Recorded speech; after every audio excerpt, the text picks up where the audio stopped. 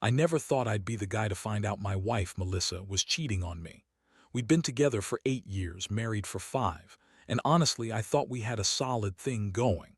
We had our ups and downs like everyone does, but I always had this quiet confidence that we were in it for the long haul. Then, after losing our baby last year, I mean, that was the worst thing to ever happen to us. I thought maybe it'd bring us closer.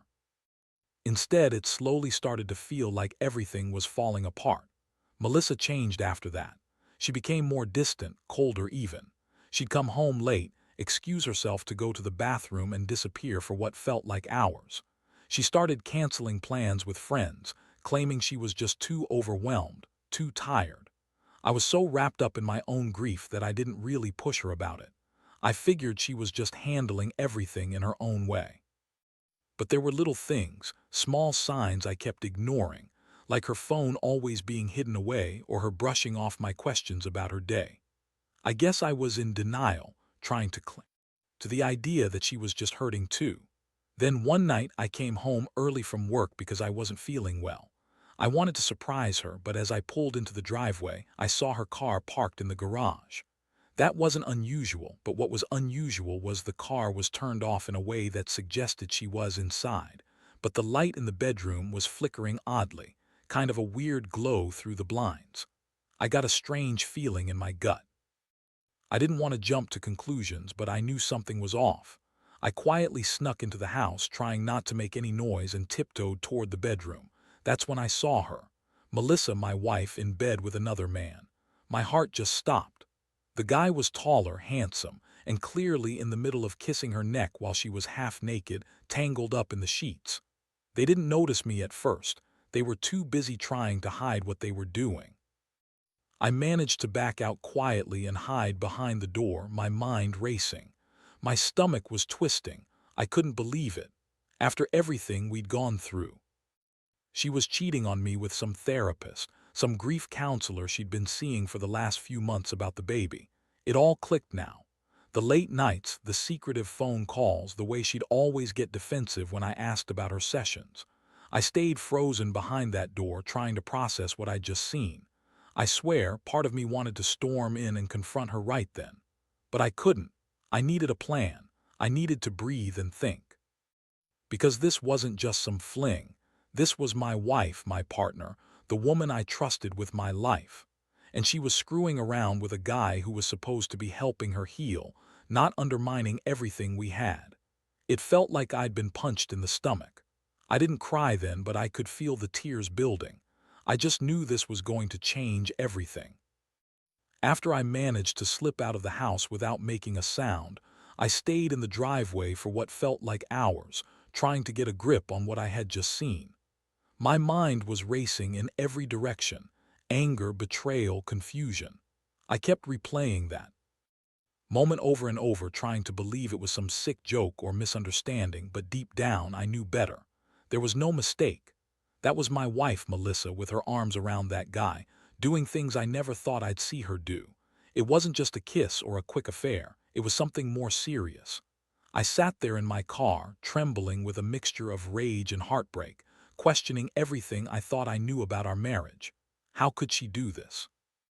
After all the pain we'd been through, losing our child, trying to hold on to what little hope we had left, she was out there betraying me with someone who was supposed to be helping her cope, not turning her into a cheating bitch. I kept asking myself, was I blind? Did I miss the signs, or was I just too damn trusting? The worst part was that I knew I had to confront her. I couldn't just ignore what I'd seen, but I wasn't ready yet. I needed to gather my thoughts to think about what I wanted to say and do. Still, stepping back into that house, acting like everything was fine, felt impossible. I couldn't even look at her in the eyes now.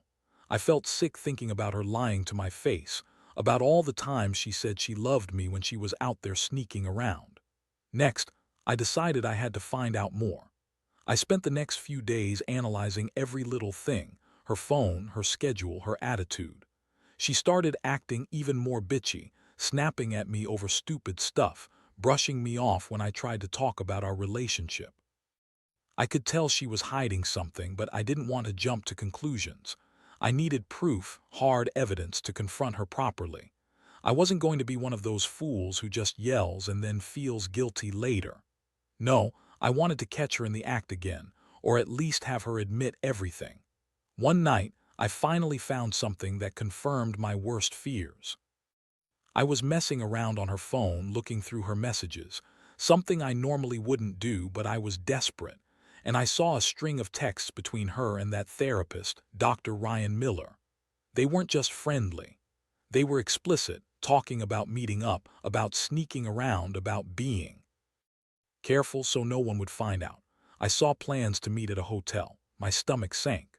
I felt like the ground was crumbling beneath me. How could she do this? How could she lie so easily? It was the moment I knew I had to do something. I couldn't just let her keep lying, keep pretending everything was fine. I had to confront her face to face, no more hiding. But I also knew I couldn't just do it without a plan. I had to make her see I wasn't some fool who'd turn a blind eye. I wanted to catch her off guard, to make her realize I had all the evidence. I knew the best way to do that was to lay everything out in front of her, to force her to admit the truth. So I started planning my confrontation. I was going to keep my cool, gather all the proof I needed, and then do what I should have done from the beginning: hold her accountable. I'd ask her why. Why she cheated, why she lied, why she thought she could get away with it. And I'd let her know this wasn't just about me catching her, it was about ending the lie, about finally seeing who she really was. Because honestly, I'd always thought I knew her, but now I was starting to realize I'd been living with a stranger all along. The night I finally decided to confront her, I couldn't sleep. My mind was a mess, every horrible thought racing through my head, each one more painful than the last. I kept thinking about how she looked, that sneaky little smirk she gave me when she lied about where she was or who she was talking to. I knew I had to get everything out in the open, but part of me was terrified of what she'd say or do when caught. Still, I couldn't stay silent. I couldn't keep pretending everything was okay. I waited until she was in the shower, thinking I'd catch her off guard. I wanted her to be vulnerable, to see that I knew everything. I gathered the phone, the screenshots of those explicit texts, and some of the hotel reservations I'd found on her email. I was ready. When she stepped out, her hair wet and a bit annoyed because I'd been acting strangely all night, I finally confronted her. I laid everything out, every text, every plan, every lie I'd discovered. I watched her face twist up like I'd just punched her in the gut. At first, she tried to deny it all. "You're crazy," she snapped. "You're just jealous, or maybe you're imagining things." She looked at me like I was some fool who couldn't handle the truth, but I wasn't going to let her gaslight me anymore. I showed her the messages, the hotel booking, everything. Her expression shifted from anger to panic. She spun some bullshit about how she was just talking to Ryan because she was desperate, that it didn't mean anything, that it was just sex therapy gone wrong. She called herself a victim, said she was trying to find herself, and that I was being unfair, that I didn't understand how much she was hurting, how lost she felt. I could see her bitchy attitude bubbling up, getting worse, trying to throw her weight around like she was the one in control, but I wasn't buying it anymore. I told her that her lies and betrayal had broken whatever trust we had left, and I was done pretending that everything was fine. She threw a fit, calling me possessive, accusing me of spying on her, saying I was overreacting. She even dared to say that maybe I was the one who was to blame, that I'd been neglecting her, pushing her away after the baby died. It was classic Melissa, blame shifting and twisting everything around so she looked innocent. But I saw through her bullshit now. She was the one who'd been sneaking around, the one who'd lied for months.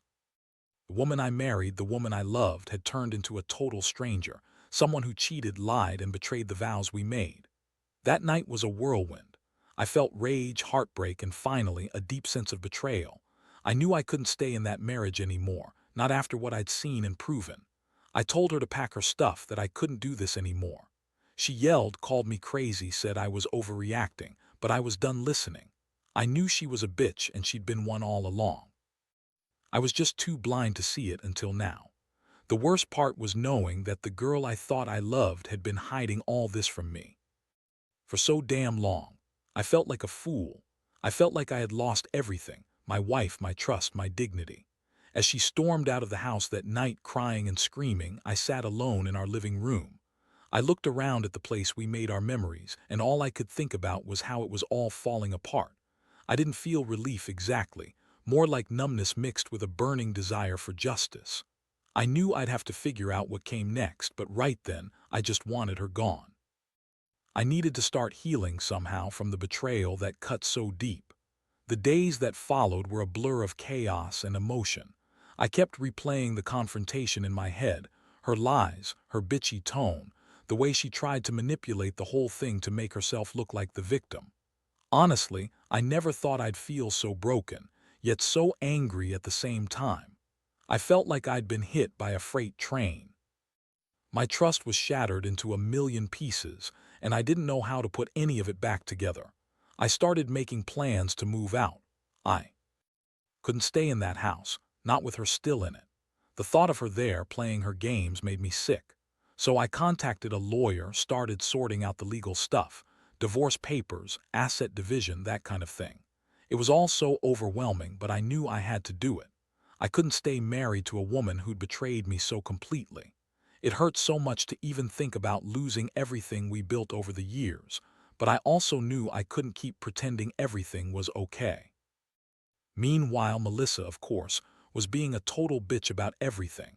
She kept calling me names, accusing me of ruining her life, crying every other minute trying to guilt me into staying. She begged, called me controlling, said I was overreacting, that she was just trying to get through her grief. Yeah, right. The girl who was sneaking around with her therapist, lying to my face for months. That girl was trying to tell me I was the problem. I couldn't believe I'd ever trusted her. The woman I married turned into some selfish, manipulative mess, and I felt so stupid for not seeing it sooner. But here's the thing. I started to realize something. I wasn't responsible for her actions. I wasn't the one who cheated, lied, or betrayed. That was all her.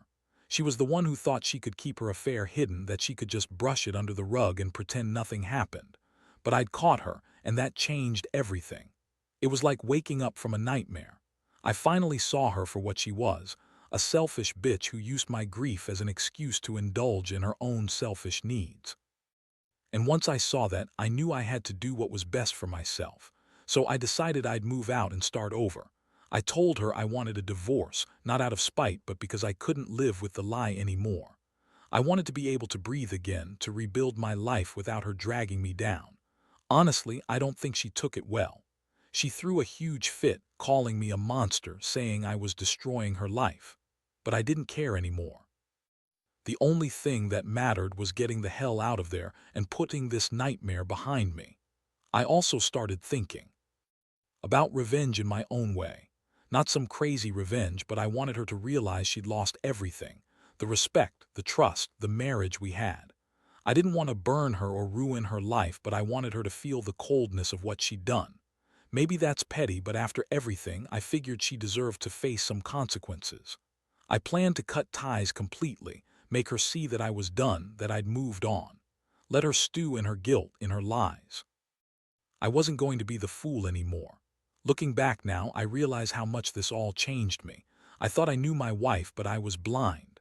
I let her manipulate me for too long, ignoring the warning signs. But I also learned that betrayal like this can't be ignored or justified. It tears you apart, but it also makes you stronger. I'm still healing, still trying to make sense of everything. And honestly, I don't know if I'll ever fully trust again. But I do know one thing, she's not going to control my life anymore. Not after what she did. I've got to start rebuilding from the ground up. And I will, because I deserve better than this bullshit. The actual divorce process was a nightmare, but at the same time, it was a relief. Once I signed the papers, I felt like a huge weight had been lifted off my shoulders. I didn't want to keep fighting or looking back anymore. I just wanted to move on and leave that mess behind. Melissa, of course, didn't take it well. She threw every tantrum possible, crying, screaming, accusing me of destroying her life. She called me cold, heartless, a bastard for ending her fairy tale. But honestly, what kind of fairy tale ends with betrayal, lies, and cheating? That's not a fairy tale anymore. That's a damn nightmare. After the divorce was finalized, I cut off all contact with her. No more texts, no more calls, no more opportunities for her to manipulate or guilt me. I needed space to breathe and heal.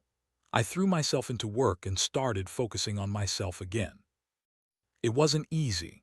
There were times I'd wake up in the middle of the night, haunted by the image of her with that therapist, or feeling the weight of all the trust I'd lost.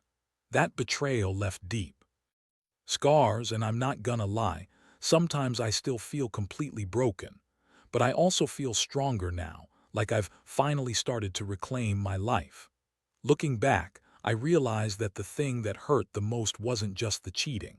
It was how she lied so effortlessly, how she manipulated every moment to hide what she was doing.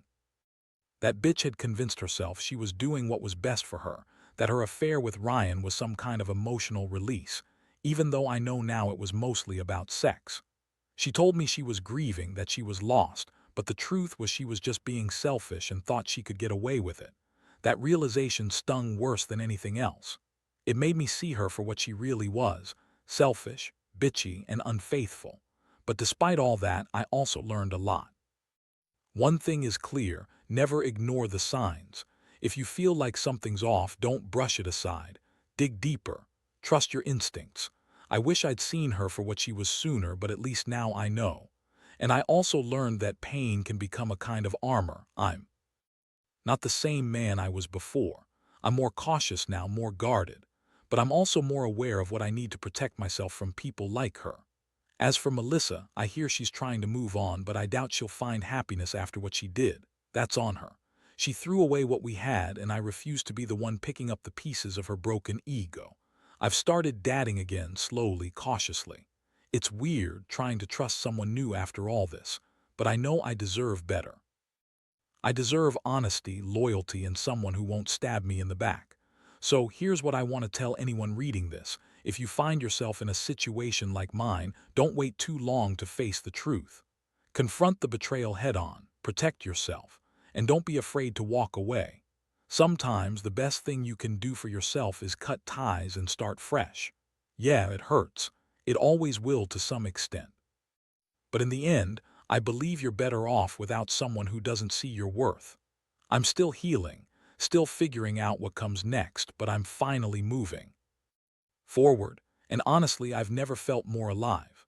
Now looking back, I realize that this whole ordeal changed me in ways I never expected.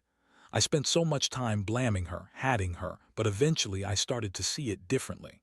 The pain was real, and it cut deep, but it also forced me to confront some uncomfortable truths about myself and what I want from life. I learned that trust is fragile, and once broken, rebuilding it is nearly impossible. But I also learned that surviving betrayal isn't just about revenge or getting even. It's about finding a way to forgive yourself for trusting someone who didn't deserve it, and then moving forward stronger than before. I've come to accept that some wounds never fully heal, but they do fade with time. I don't look at her anymore with anger or bitterness, more like a distant acknowledgement of what was lost and what was gained.